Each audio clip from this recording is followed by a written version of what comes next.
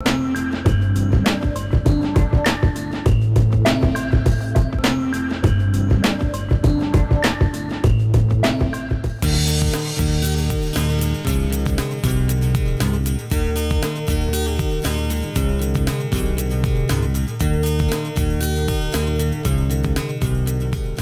theme here at the American Pavilion is American Food 2.0, and for us it means a lot of things.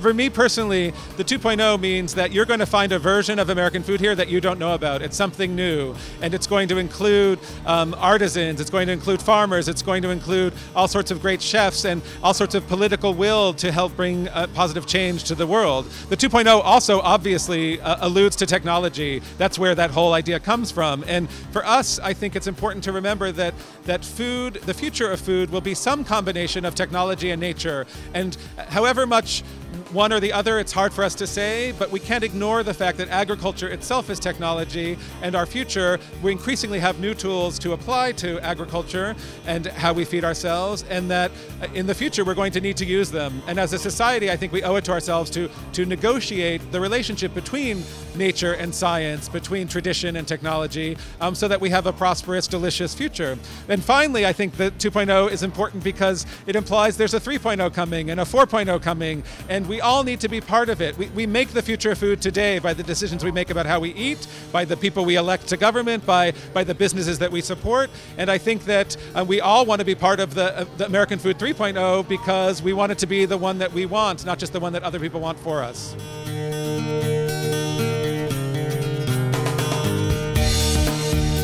I think when we're talking about how we will feed 9 billion people in the future, it's very important for us to remember that food is just one part of the answer, of the solution.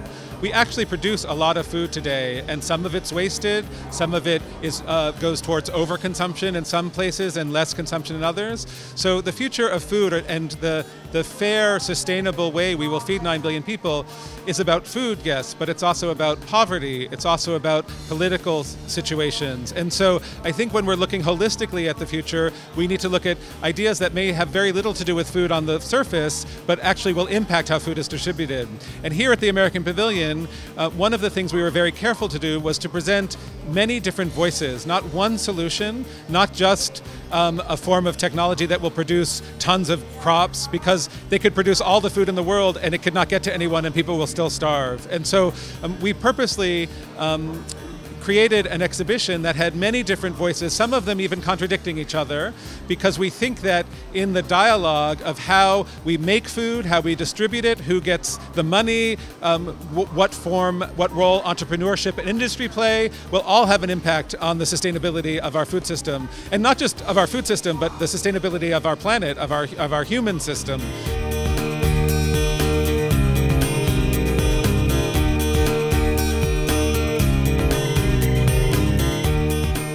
I think Expo affords a tremendous opportunity for everybody, especially for the United States, but almost more for the smaller countries who don't have the cultural influence that the US has. But I think that what makes Expo so important is it's a physical space in which all of these countries are coming together. We forget sometimes today with the internet, with email, with social media, everyone knows what's happening all over the world anyway. But coming together is much more profound, even more so in this environment where we're all always in touch with each other, but we never physically are in the same space. So when I walk down the Decumanus and I see countries that I don't even know where they are, I have to look them up on a map, and yet they're here next to countries like America, like Brazil, like the countries that we know. To me, that there's a leveling of the playing field that allows for a sort of conversation that you can't have otherwise. So I think there's a tremendous opportunity here. I think food is a great topic, but also a way to bring people together. And really, the impact is our responsibility, each person, each country, to take something from this important moment and do something with it, to make a legacy. At the American Pavilion, we're very much hoping to do that, and we're hoping to facilitate not just our participation, but through inviting other countries, to hosting events, and to having programs that show all these diverse ideas, to encouraging everyone to join in, because we think the true value of Expo will happen once the doors close and we see some changes happening in the world outside of Expo.